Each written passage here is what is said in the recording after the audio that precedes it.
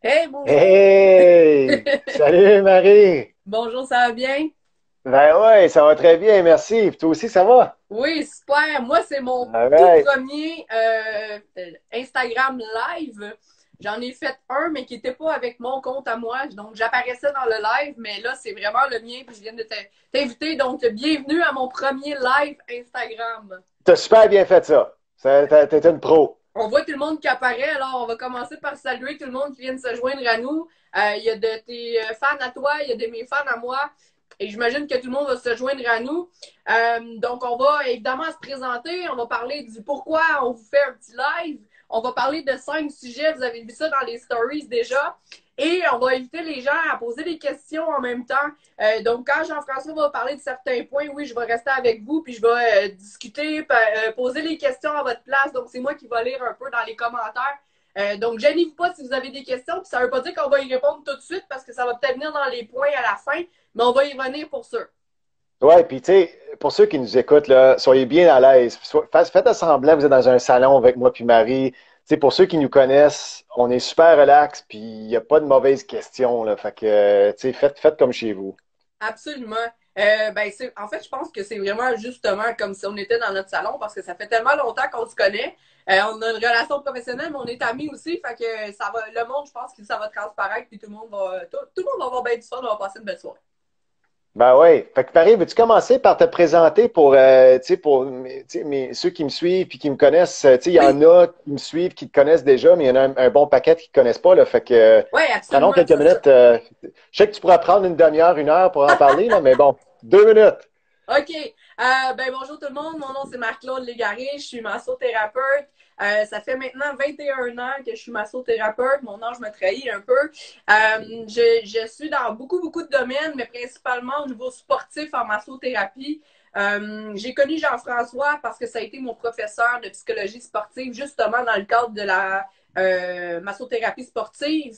J'ai un champ de compétences assez large, autant avec des enfants de 4 ans que des personnes âgées de 87 ans. Mais ma clientèle cible, c'est les joueurs sportifs, autant au niveau amateur que même international. Donc, j'en ai de tous les calibres, tous les âges et bien sûr que c'est ma clientèle favorite. Donc, la psychologie sportive vient aussi avec le sport de haut ou de moins haut niveau parce que justement, il y a des challenges différents à ce niveau-là.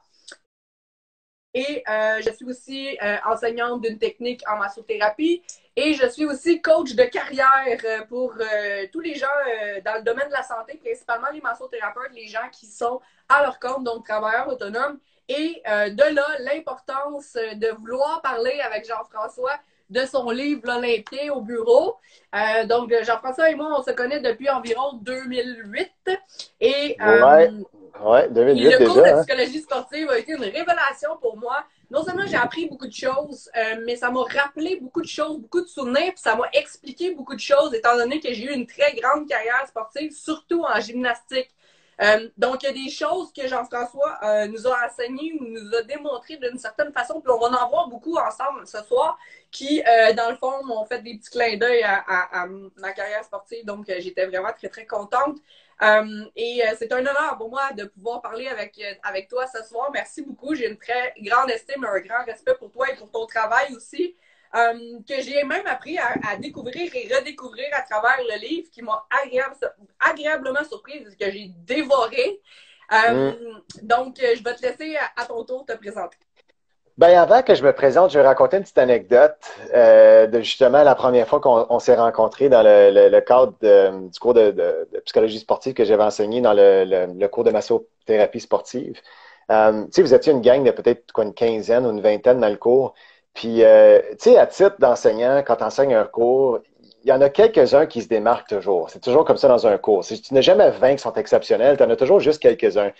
Puis à la fin de l'année, j'avais demandé aux élèves de faire une espèce de synthèse de tous les cours qu'on avait faits.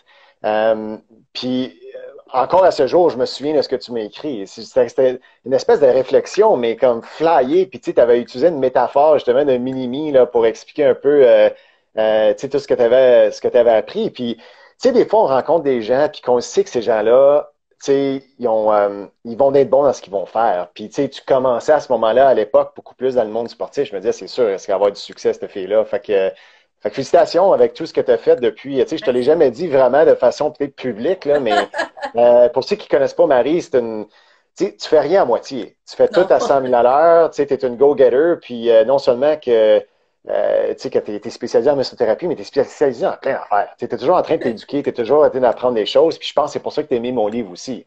Tu Ouais, t'es ben, il y a intéressé à beaucoup de t'améliorer. passion. Donc, il y a beaucoup de choses qui nous passionnent. Quand ça nous passionne, ben, c'est facile. Mais les petites étincelles dans les yeux, puis on dirait qu'il y a des choses qui se font tout seul, mais que toi, tu viens nous expliquer justement. Parce que c'est bien beau d'avoir du succès et de réussir, mais faut encore l'expliquer. Faut comprendre qu'est-ce qui Ouais. s'est passé.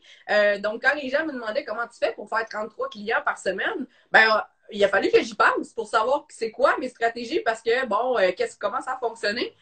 Puis c'est merveilleux le livre que tu as écrit. D'ailleurs, quand on s'est rencontrés, je suis une des premières qui lui a dit c'est sûr que tu vas écrire un livre un jour. S'il vous plaît, écris un livre. En fait, c'est à cause de des gens comme toi que j'écris le livre parce qu'à chaque fois que je donne des conférences, puis les gens me demandent, tu sais, as-tu un livre? On peut-tu en savoir plus? Moi, j'aime pas écrire. J'ai pas une belle plume. Ah.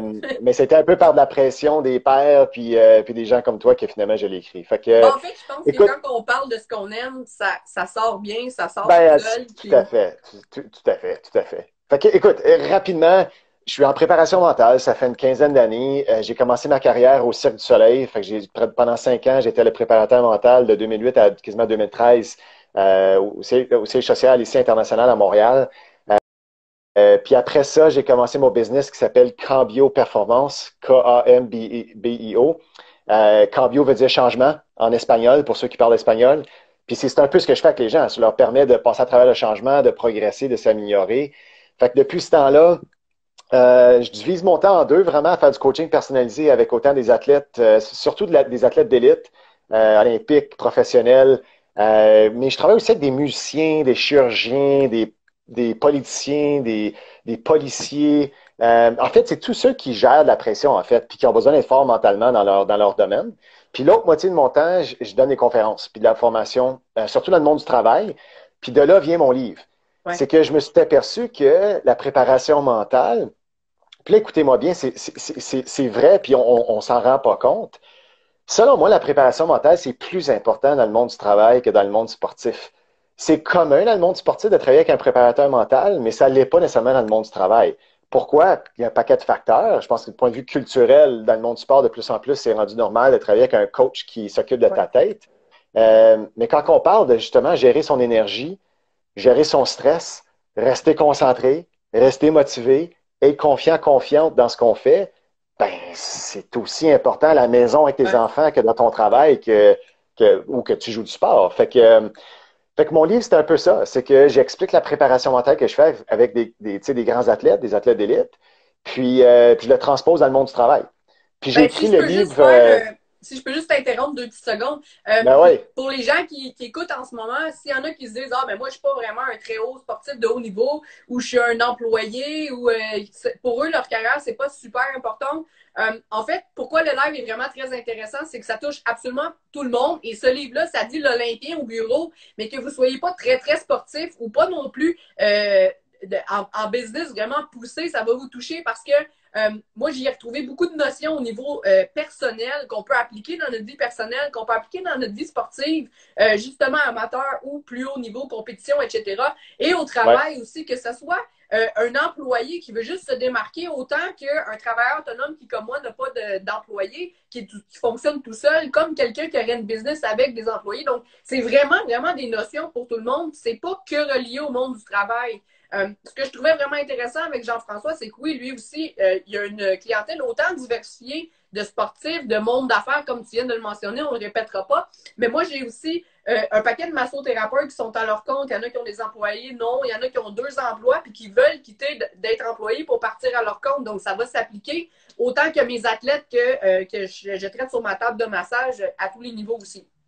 ouais. Puis juste avant que j'oublie, puis je vais le répéter à quelques fois, pour ceux qui nous écoutent, il va y avoir une façon de gagner une copie du livre. Oui, Donc, la façon qu'on fait ça, c'est que vous allez m'ajouter sur Instagram, Puis, pendant la soirée, à un moment donné, ce soir, parce que ça va être rediffusé, on est en train de l'enregistrer, puis ça va être republié. Fait que soit plus tard ce soir ou demain matin, pour ceux qui m'ont acheté sur Instagram, écrivez-moi un petit message disant j'ai fait partie de votre live. Puis là, moi, je vais faire un tirage au hasard, puis je vais piger quelqu'un. Je vais vous envoyer un petit message, je prends votre adresse, puis je vous envoie ça directement à la maison. Fait que, Et vous voulez avoir ce livre-là, je vous le dis. C'est je lis beaucoup de livres, puis honnêtement, c'est sûr, c'est dans mon top 5.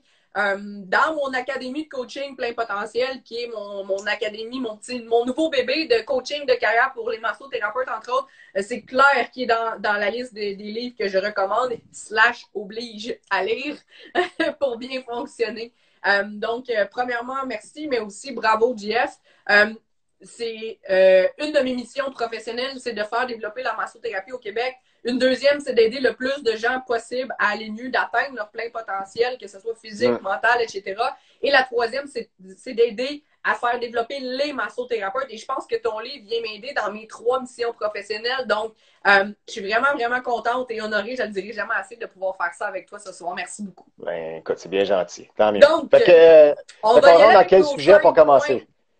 points. Si t'es d'accord, on va y aller avec nos 5 points. On avait l'importance du bon mindset en premier. En deuxième, on avait comment utiliser la visualisation. On avait aussi comment rester concentré en présence de distractions. Puis en 2021, là, on en a un puis un autre des distractions avec les réseaux sociaux, etc. On avait bâtir et maintenir la confiance en soi, qui souvent, chez justement les massothérapeutes, je vois ça, les travailleurs autonomes qui veulent partir à leur compte ou qui commencent, c'est souvent une des peurs qui les bloque au début. Et le dernier, ça va être se fixer des objectifs optimaux, parce que c'est bien beau d'avoir des rêves ou des objectifs, mais il faut les mettre soit dans le temps ou même des fois beaucoup plus grands que qu'est-ce qu'on aurait pensé. On va y revenir tantôt. Donc, le premier point, ça va être l'importance du bon mindset. Je te laisse débuter avec ça. Ben écoute, pour moi, le mindset détermine tout. Puis c'est pas compliqué, c'est que faut jamais oublier que notre cerveau croit ce qu'il entend. Pas nécessairement ce qui est vrai, mais le cerveau croit ce qu'il entend. Fait qu'il faut faire attention à ce qu'on se répète dans notre tête. Puis tu sais, on parle souvent d'être positif, d'être positive.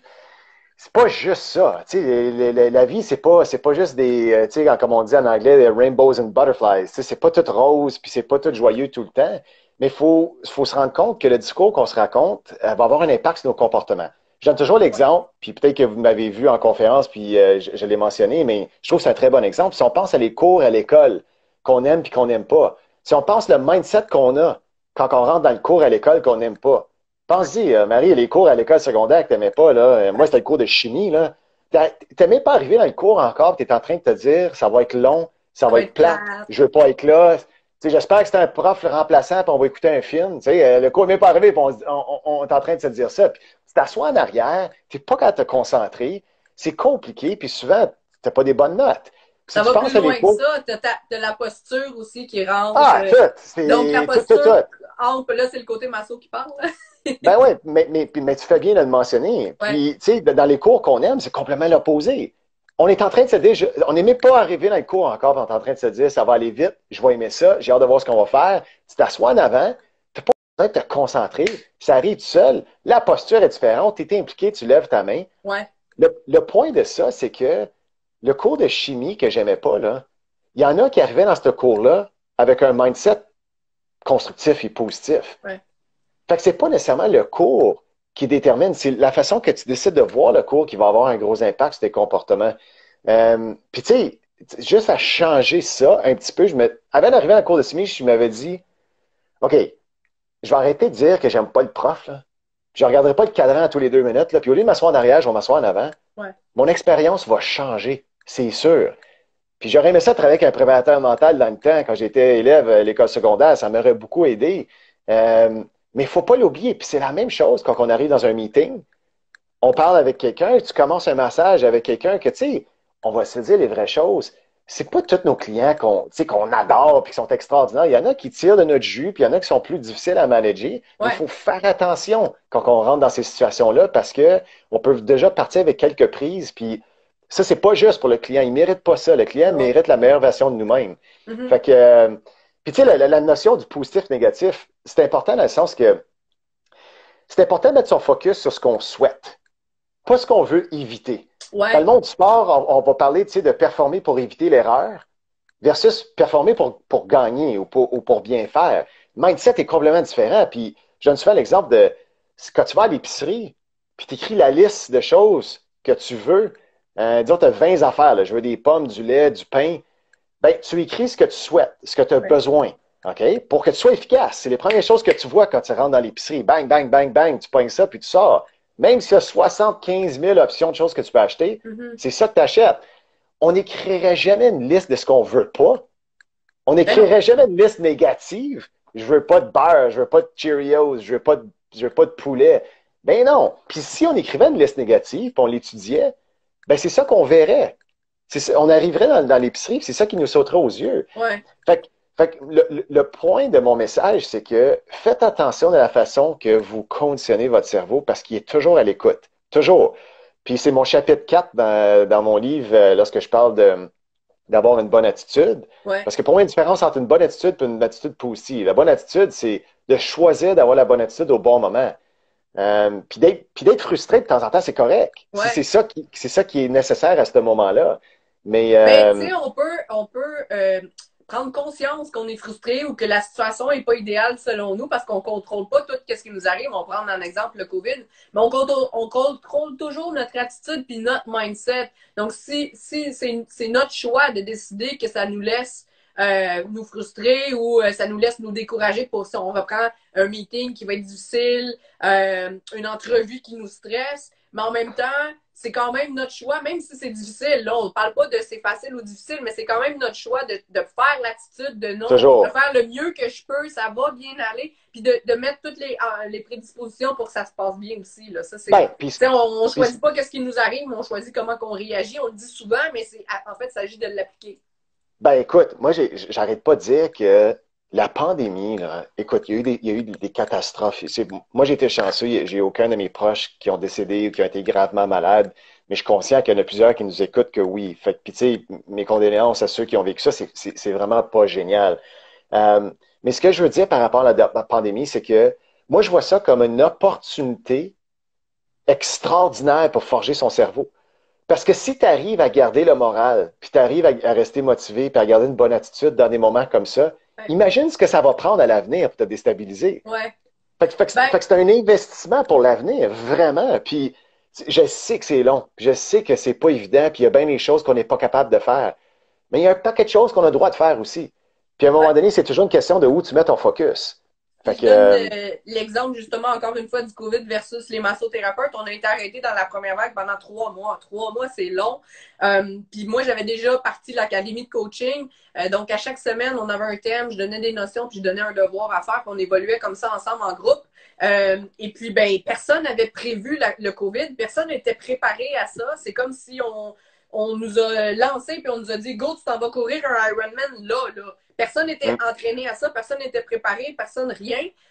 Donc on a dû improviser, mais dans le groupe justement, j'ai mis le focus sur garder qu'est-ce qu'on est capable de faire. OK, non, on peut pas masser en ce moment, mais qu'est-ce qu'on peut faire que d'habitude on manque de temps pour soit faire le ménage des dossiers, ces choses-là. Qu'est-ce qu'on peut faire pour préparer le retour, pour que quand on revienne, là, notre horaire il est plein puis il explose.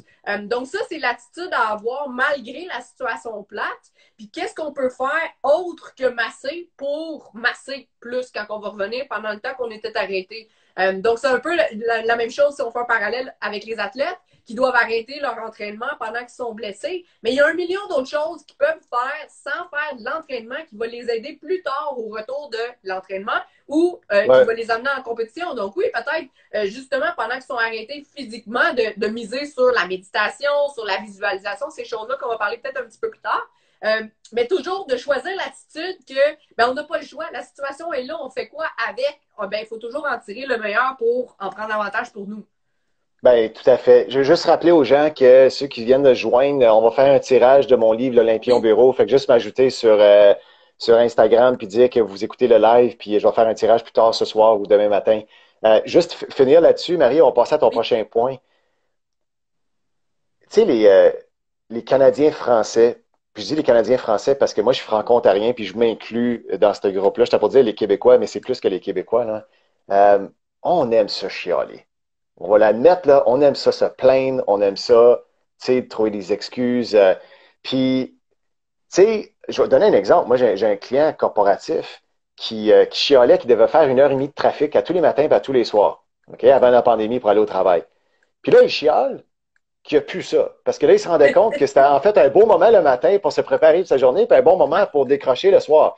ouais. Et tu sais, on peut jamais être satisfait. Puis moi, je veux juste challenger les gens qui nous écoutent que j'ai toujours dit que moi, se plaindre, c'est comme d'être dans une chaise berçante. Ça donne quelque chose à faire, mais ça ne nous amène nulle part. C'est vrai. Hein? C'est un confort temporaire. Ça fait du bien charler sur le coup, mais on n'arrive à rien. Puis, tu as tellement raison. Tu sais, à un moment donné, il faut juste l'accepter. Il faut travailler avec et pas contre. Ouais. Puis ça, je l'ai appris de des grands athlètes. Tu sais, quand on se présente à un événement, puis il y a beaucoup de pression, beaucoup de stress, mais là, tu as un choix. Tu peux travailler avec la pression ou tu peux travailler contre la pression. Puis j'ai pas Ouais. besoin de vous dire lequel qui va fonctionner. On choisit toujours le premier. Parce que plus souvent qu'autrement, ça nous aide à performer de façon optimale. Fait que je vais On a juste eu une terminer petite, avec ça. on a eu une petite question par rapport au focus. Comment garder le focus pour quelqu'un qui est amateur versus les événements qui arrivent en ce moment? Mais on va en parler un petit peu plus tard dans les points. Donc, laissez-nous juste finir pour cette question-là. Sûr, on y répond tantôt. Est-ce qu'on est prêt à tomber au numéro 2? Vas-y. OK, donc comment utiliser la visualisation?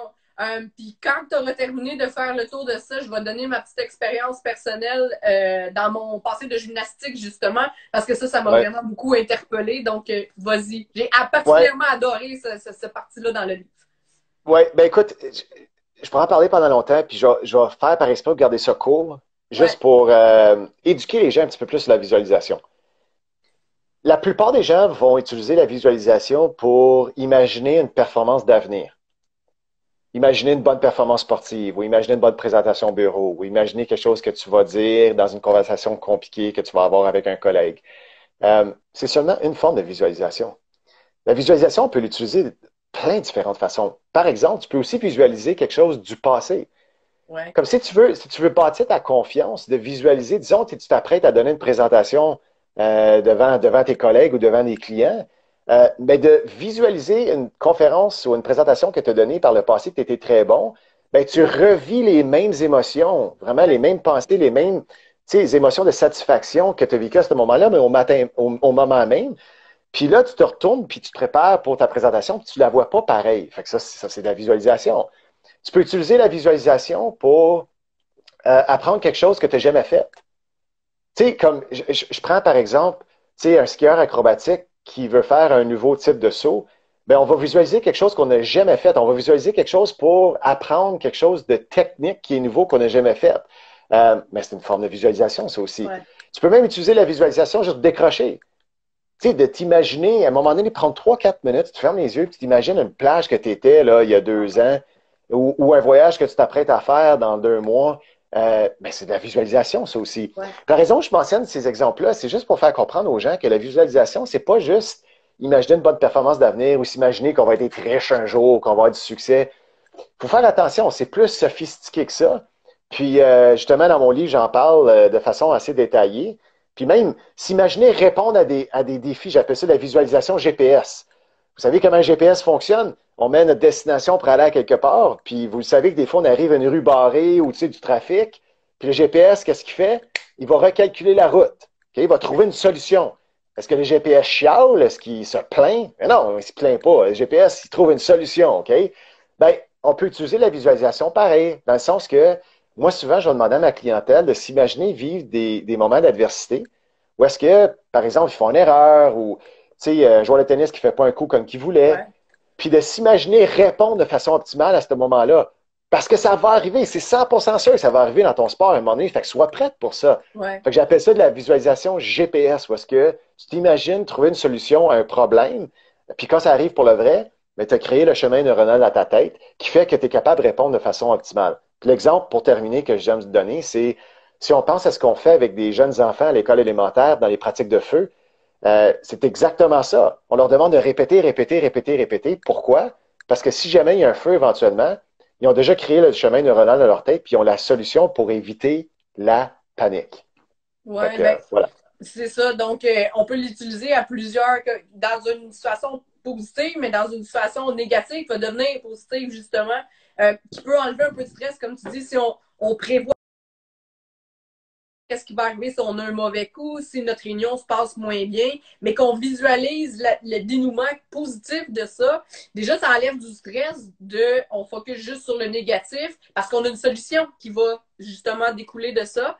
Ouais, Et puis effectivement. que ce soit au travail, justement, soit réunion ou quoi que ce soit en sport. Donc, on peut aller visualiser qu'on va bien réussir notre squat ou visualiser qu'on a tant de poids sur la barre puis qu'on va le réussir, on va le faire. En gymnastique, de faire, moi, c'était tout le temps ça. Puis je le faisais sans l'avoir appris. Je le visualisais toujours dans ma tête. Puis toute la routine au complet, parfaite. Puis jusqu'au temps que j'embarque sur le matelas, que ce soit à mon tour, je continue à le faire dans ma tête pour que ton cerveau, il ne sait pas si c'est vraiment vrai ou pas. Comme tu dis, il a fait le chemin neuronal. Il est programmé à ce que tu vas réussir parce qu'il l'a vu. Il y croit, ça marche. T'es prête? Et à la limite, tu l'as Ouais. même ressenti dans ton corps. Mm. Même chose aussi, exemple, en gymnastique, on a cheval, barre, poutre, sol et le total de toutes les épreuves. Mais tu rates la poutre, qui était vraiment mon point faible. Ben là, ça vient de complètement tout te déstabiliser. Puis il te reste encore, exemple, les barres puis le sol.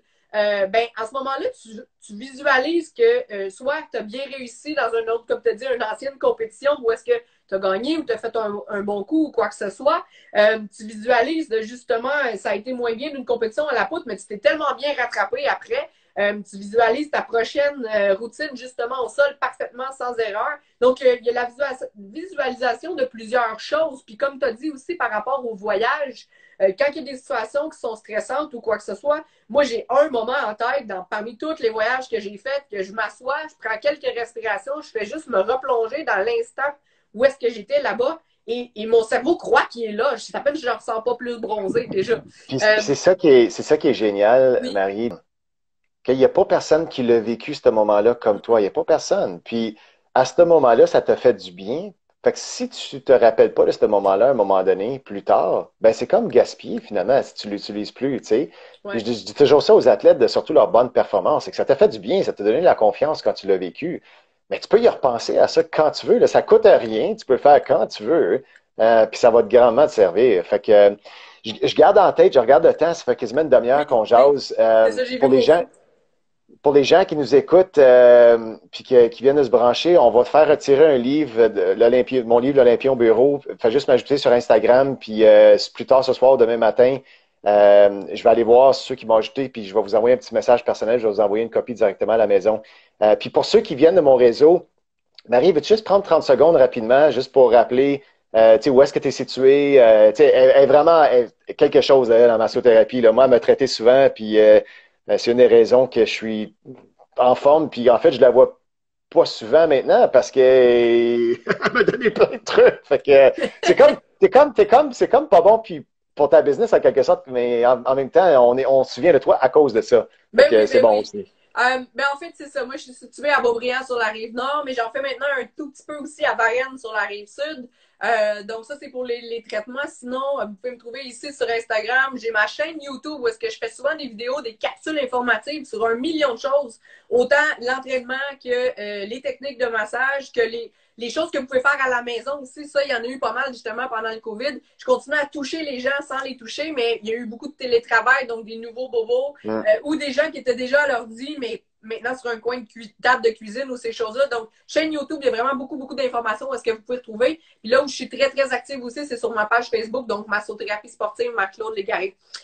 On ne veut pas trop vous en dire parce que c'est sûr qu'on pourrait parler pendant 2, 3 heures, j'en pense ça. Puis moi, sans même qu'il y ait de live, on pourrait faire la soirée au complet. Mais on aime ça discuter avec vous. On veut aussi, par exemple, c'est sûr que vous ayez suivre tout le restant. On couvre quelques points, les 5 points, mais on veut que vous ayez les rechercher dans le livre parce qu'il y a tellement d'exemples, mais de notions que moi, je vous suggère, quand je lis un livre, ce que je fais, c'est que je mets des passages en fluo. Donc, après ça, quand je relis le livre, je relis tous les points où ce qui m'ont touché le plus. Et puis, ah oui, c'est vrai, telle chose. Ça fait comme un recap à la fin, quand on a fini de le lire au complet. On lit qu'est-ce qui est en fluo. Puis, justement, ça donne des petits points qui, nous ont touché plus puis qu'on veut se rappeler.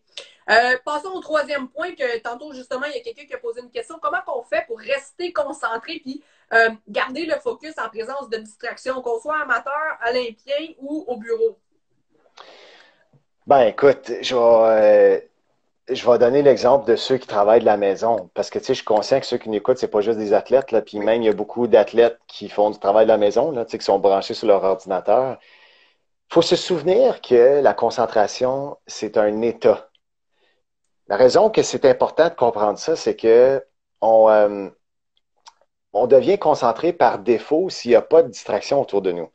Fait que la meilleure façon d'être concentré, parce qu'on dit être concentré, c'est pour ça que je dis que c'est un état, ben c'est de pousser les distractions, c'est de les limiter.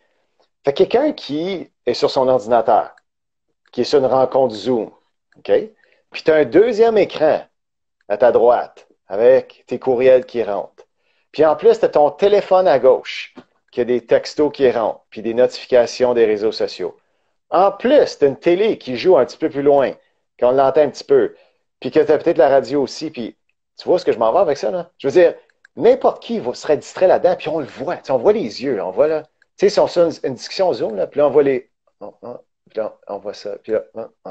Ben, penses-tu que les gens ne sont pas capables de voir ça? Je veux dire, qu'est-ce que tu lances comme message aux autres personnes qui sont sur la rencontre Zoom avec vous? Ce que tu es en train de dire, c'est que mon téléphone, mon autre écran, est plus important que toi. Puis là, tu dis, ah oui, mais c'est parce que là, on est chez nous, c'est tellement facile. Ben oui, mais c'est tellement facile. C'est facile aussi de prendre ton téléphone puis de le mettre dans une autre pièce. Ouais. Puis c'est facile aussi, il y a un bouton power. Je ne sais pas si vous savez c'est quoi un bouton power là, sur votre écran. Faites juste l'éteindre. Puis éteignez la télévision. Puis par défaut, vous allez voir que, wow, vous êtes attentif à ce qui se passe devant vous. Fait que c'est un peu la même chose dans le monde du sport. C'est la même chose. Tu sais, si on reçoit un massage, moi, je veux dire, moi, je me fais un devoir, quand je me fais masser, personnellement, de prendre un moment, puis de juste flusher, de laisser aller dans la voiture avant que j'aille me faire masser ou, tu sais, que je fais une petite respiration. Parce que je veux m'assurer de juste être là, puis, tu sais, juste être frais. Puis moi, j'encourage les gens d'utiliser la respiration consciente. Tu pas besoin de faire la méditation pendant 5, 10, 15, 20 minutes. Si tu as ce temps-là, vas-y. Mais il y a tellement de bénéfices à bien respirer, ça n'a aucun sens.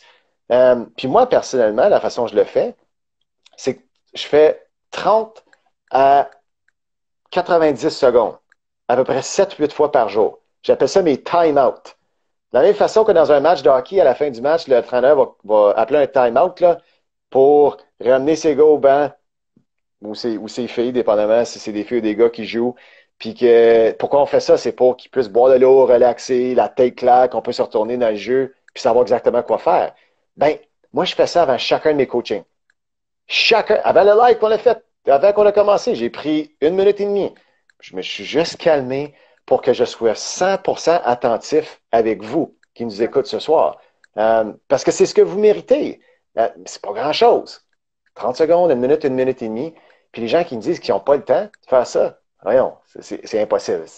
En fait, C'est impossible. je pense qu'avec ce que tu dis, tu as dit quand on voit les yeux sur le Zoom partir ou quoi que ce soit, qu'est-ce qu'on envoie comme message qui sont pas importants, mais qu'est-ce qu'on nous envoie nous-mêmes comme message, c'est qu'on n'est pas plus important non plus parce qu'on fait 8 choses à moitié plutôt qu'une bonne chose qui va qu'on va être efficace, optimale et qui va donner vraiment quelque chose. Si vous prenez du temps de faire quelque chose, faites-le bien. Tout à fait. Peut-être justement, on parle encore des affaires que c'est pas facile. Tous les trucs qu'on donne, ces choses-là, c'est pas des choses qui sont faciles. Moi, mon slogan de l'Académie de coaching plein potentiel, c'est si c'était facile, tout le monde le ferait.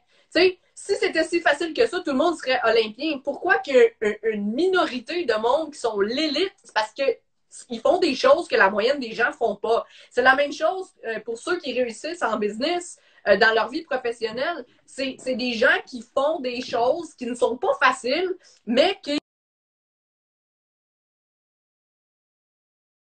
la plupart des gens ne font pas. Donc, les distractions, tout le monde est capable de les voir, mais est-ce que tout le monde va faire vraiment le move d'aller les enlever ou de ne pas s'en occuper? Ben ça va différencier justement qui veut vraiment réussir, qui est l'élite. Donc, il y en a pour tous les goûts, mais si on veut réussir, il faut qu'on sache déjà d'avance que ça ne sera pas facile. Puis si on fait ce qu'on a toujours fait, ben on va toujours avoir les mêmes résultats. Si tu veux avoir des résultats différents, tu dois faire quelque chose de différent aussi. Donc, rester concentré en termes de distraction, ben, ça peut être aussi autant la foule pendant un match de hockey, ils se font huer, ben si ils prennent en compte ces distractions-là, bien sûr que ça va même laisser les deux autres points qu'on a vus avant, briser ta visualisation que tu viens de faire avant, puis de perdre ton bon mindset que tu avais. Là, il faut que tu reprennes le temps de tout refaire ces choses-là. Donc, Ouais. à moins que tu voulais rajouter quelque chose d'autre sur le sujet, moi, je m'en irais avec le numéro 4. Ben, vas-y. Bon, ben bâtir et maintenir la confiance en soi, que ce soit au sport, que ce soit en business, que oui, la plupart du temps, surtout quand on commence comme masso ou comme travailleur autonome, au début, on n'est pas trop sûr. Est-ce que le monde va nous aimer? Est-ce qu'on en sait assez pour aider les gens? Est-ce qu'on est capable de runner une business, même si on est très, très bon masso, mais il faut d'autres choses qu'on a comme... je te laisse aller avec ce sujet-là. Ben, écoute, encore, c'est un défi de garder ça cool, là, parce que Ouais, écoute, c'est un gros chapitre dans mon livre, puis oui, le chapitre 3, ben, gros dans le sens qui est pas, c'est pas un gros chapitre dans le sens qui est long, mais il y a beaucoup de contenu dans ce ouais, chapitre-là. La raison est simple, c'est que si tu demandes à un entraîneur s'il y avait une chose qu'il voudrait que son athlète puisse avoir avant les Jeux olympiques, 95% des entraîneurs vont dire, je veux qu'il soit confiant ou confiante. Ils vont pas dire fort physiquement, ils vont pas dire prêt techniquement, ils vont dire confiant ou confiante. Puis, on dirait tout la même chose avant un examen, oui, tu sais, avant une entrevue ou, fait qu'il y a quelques petites affaires, je dirais, par rapport à la confiance, c'est que, premièrement, on bâtit la confiance sur les choses associées au passé, pas par rapport à l'avenir. Tu sais, Marie, si on était une petite bébite dans nos têtes, là, c'est incroyable le montant de pensée qu'on a associé à l'avenir. Ce ah qui oui, s'en vient ce qui s'en vient dans une minute, ce qui s'en vient dans 10 minutes, ce qui s'en vient dans une heure, ce qui s'en vient demain, ce qui s'en vient dans un mois, dans 2 mois, dans un an. Je veux dire, c'est incroyable. Mais on ne peut pas bâtir la confiance sur des pensées associées à l'avenir parce que ce n'est pas des faits. ouais, On peut devenir excité de ce qui s'en vient. On peut planifier, on peut préparer. Mais si à un moment quelconque, ton objectif, c'est de bâtir de la confiance, ben, il faut que tu t'arrêtes, tu tournes de bord, puis tu portes attention à quelque chose du passé, comme une bonne performance que tu as faite dans ta pratique hier. mm, Ou une belle présentation que tu as donnée la semaine passée, ou une belle conversation que tu as eu avec quelqu'un il y a 3 semaines. Puis en portant attention à ça, mais tu te rends compte des bonnes choses que tu as faites. Puis là, quand tu attaques le défi d'avenir, mais tu ne le vois pas avec les mêmes yeux. ouais. Euh, on bâtit la confiance sur du positif, pas du négatif. Les gens vont dire, ben oui, mais c'est sûr. Oui, Ben, mais pour si on porte attention à nos pensées, puis à quel point on est critique avec soi-même, puis qu'on est tellement bon à se pogner à être mauvais, on est tellement bon à se pogner dans le négatif, puis qu'on fait des erreurs, mais est-ce que vous faites la même chose dans le positif? ouais. Tu sais, l'importance de célébrer les petites victoires, tout le monde le sait, mais très peu de gens le font. Mhm. Fait Ben, que, pour compléter avec ce que tu dis, souvent quand on pense dans le futur, c'est nos peurs qui parlent, donc on voit les pires choses, on voit le négatif, on voit, alors qu'on perd un peu les actions qu'on peut faire au présent qui vont nous donner confiance en nous parce que ça va nous préparer au futur. Même hum, chose que dans le passé, ben on peut apprendre de nos bons coups, mais on peut aussi apprendre de nos mauvais coups, de nos erreurs, et même celles des autres. Donc, si on se concentre plus seulement pour la confiance en soi, mais sur le présent et le passé, mais qu'on prend le bon du passé, puis qu'on apprend du moins bon, mais on peut faire quoi maintenant qui va là nous donner la confiance que le futur va bien se passer. Fait que peut-être effectivement, justement utiliser encore une fois la respiration, de se ramener au moment présent, voir qu'est-ce qu'on peut faire avec ça. Puis, dans mon académie, justement, je demandais aux gens qui n'étaient pas trop sûrs, justement, de noter tout ce que leurs clients, et qu'est-ce que leurs clients aiment le plus des autres, qu'est-ce qui revient souvent, pourquoi leurs clients viennent voir eux. Puis, finalement, ils ont fait comment? Il y a une bonne liste, je pensais pas. Ou qu'est-ce que eux se trouvent bon, ou des bons coups qu'ils ont fait que les clients sont venus, etc. Des bons résultats. Puis, il y en avait bien plus que qu'est-ce qu'ils avaient pensé parce que justement, on se tape sur les doigts de j'aurais dû faire ça, je l'ai pas fait assez ou ces choses-là. Par contre, justement, on pense peut-être un peu moins aux bons coups de les reproduire, de les améliorer, etc. ouais, non, effectivement. Moi, je le fais constamment à titre de conférencier. Avant que je donne une conférence, je prends un moment pour me rappeler de mes bonnes conférences des semaines d'avant, parce que tu sais, j'en donne quand même une cinquantaine, soixantaine par année, puis Ouais. ça me donne énormément de confiance pour me rappeler que tu es prête, tu sais ce que tu vas faire, tu sais comment gérer un estrade, tu sais comment parler aux gens. Ben là, devant un écran maintenant, là, ça a beaucoup changé mes conférences depuis un certain temps, là, mais euh, fait qu'effectivement. Fait qu'encore juste pour ceux qui viennent se joindre à nous, on va faire tirer un de mes livres. Fait que juste m'ajouter sur Instagram, puis dire que tu as fait partie du live. Puis on va faire tirer ça plus tard ce soir ou demain matin. Fait que le cinquième, puis on finit avec ça. Oui, fixer des objectifs optimaux parce que c'est beau d'avoir des rêves, c'est beau d'avoir des objectifs, mais comment on fait pour qu'ils soient optimaux? Ouais. Ben écoute, moi j'étais un grand croyant d'avoir des rêves qui sont très ambitieux. Euh, Puis la raison est simple, c'est que plus que tes rêves sont ambitieux, plus que ça va te tirer dans cette direction-là. Euh, Ce que je dis souvent aux gens aussi, c'est que faut avoir des rêves ambitieux, mais il faut aussi accepter le fait qu'il y a des très bonnes chances qu'on ne va pas réussir notre rêve. Puis là, les gens, quand je dis ça, ils me regardent et disent, ben, ouais, t'es donc négatif, t'es donc pessimiste. Je dis, ben oui, mais écoute, si tous les petits garçons québécois avaient réalisé leur rêve, ils joueraient tous le Canadien de Montréal. Fait que c'est pas vrai, c'est pas comme ça marche. Cependant, le petit garçon, quand il rêvait pour jouer pour le Canadien de Montréal, puis c'est un petit garçon très ambitieux, puis moi, je vais jouer pour le Canadien de Montréal, puis ben, peut-être qu'il n'a jamais joué pour le Canadien de Montréal, mais il m'a dit, s'il a accompli 80% de ce qu'il voulait faire, Ouais. il a peut-être joué semi-pro, puis en même temps, il est allé à l'université, il a pu graduer dans un programme universitaire, puis maintenant, il a son propre business, puis il a énormément de succès. Il a-tu réalisé son rêve ambitieux? Non. Mais le fait Mais, qu'il a eu ce rêve ambitieux-là, il a une vie extraordinaire. Puis il ne faut jamais oublier que même si on atteint une portion de nos rêves, moi, je me donne comme exemple, j'ai toujours rêvé de jouer pour les Expos de Montréal. Puis Canadien Montréal, je jouais les deux sports, je jouais au hockey puis je jouais au baseball. Puis j'étais obsédé avec ce rêve-là quand j'étais plus jeune, mais à un moment donné, quand j'ai grandi, je me suis rendu compte que j'avais pas les habiletés pour faire ça. Mais j'ai gardé le mindset d'être ambitieux. Puis je me suis toujours dit, ben, si je peux pas devenir athlète professionnel, la deuxième chose, ce serait d'aider les athlètes professionnels à devenir des champions. Puis je suis honoré, tu sais, d'avoir travaillé avec Laurent Duvernay-Tardif, gagné le Super Bowl, des athlètes de gagner des médailles d'or aux Jeux Olympiques. Puis moi, j'associe ça à mon rêve initial de moi-même être un athlète ouais. professionnel.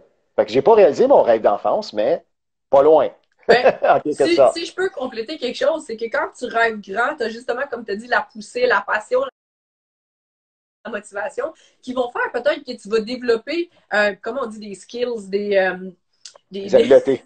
des habiletés qui va faire que ça veut même pas dire que plus tard, ton rêve que tu avais, comme justement de jouer pour le Canadien, ça a fait que tu es sorti dehors plus souvent. Tu as appris à lancer tes patins si tu étais plus jeune. Tu as appris à appeler des amis pour avoir du monde avec qui jouer. Tu as appris à faire des stratégies d'équipe. Puis Ça tout l'a ça fait tout. va te servir plus tard. Tout à fait. Peut-être que toi, finalement, ton rêve, là, il a changé, rendu là. Ben, non, tu n'aurais pas joué pour le Canadien. Par contre, ton rêve s'est transformé, mais ce qui t'a poussé au début d'avoir ton premier rêve, ben, ça a développé ces habiletés-là qui finalement va te faire réaliser ton rêve qui s'est transformé. Tu sais? Puis tu sais, je pourrais terminer en disant, c'est un petit dicton anglophone, là, ça dit mieux en anglais qu'en français. Vas-y. Tout le monde peut faire du goal setting, Oui. fixer des objectifs. C'est facile. Mais c'est pas le goal setting qui est important, c'est le goal getting.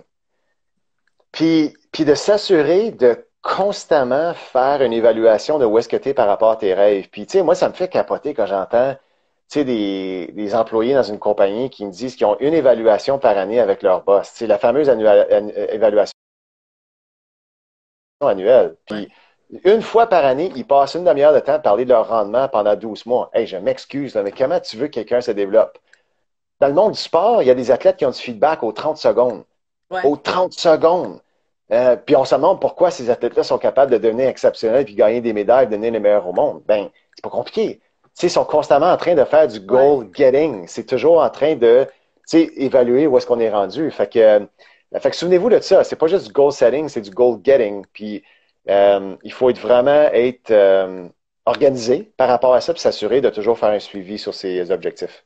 Deux choses par rapport à ça. Premièrement, on a vu avec des entrevues live, une de mes coachs de carrière, justement, qui disait de ne pas attendre la fin d'année fiscale puis la fin d'année pour réévaluer sa situation. C'est une bonne occasion. La plupart des gens, ils ont les taxes trimestrielles, donc aux 3 mois, de voir son budget puis de voir par rapport à l'année passée puis de faire des ajustements. Parce que si tu attends 1 an pour faire des ajustements, ben, tu as moins de lousse, de résultats si tu le fais sur une plus longue période de temps versus tout de suite, tu réajustes à chaque fois. Donc ça, je pense que ça va un peu Hey, de pair avec ce que tu viens de dire. Puis aussi, justement, tu sais, l'Académie de coaching plein potentiel, où est-ce que je fais mon coaching de carrière, mes 3 mots qui reviennent comme pas mal tout le temps, c'est réflexion, action, puis révision. Fait que, tu sais, tu réfléchis à ce que tu veux, donc tu as la bonne idée, mais ta bonne idée, elle vaut rien si tu n'as pas l'action qui la fait se réaliser. Donc, après ça, on fait une action, puis après ça, tu as la réflexion qui fait révision, qui fait que est-ce que c'était encore la bonne affaire, tu sais, la révision? Fait que là, tu recommences à ta réflexion, action, etc. Donc, ça vient compléter, je pense, un peu ce que tu viens de dire aussi.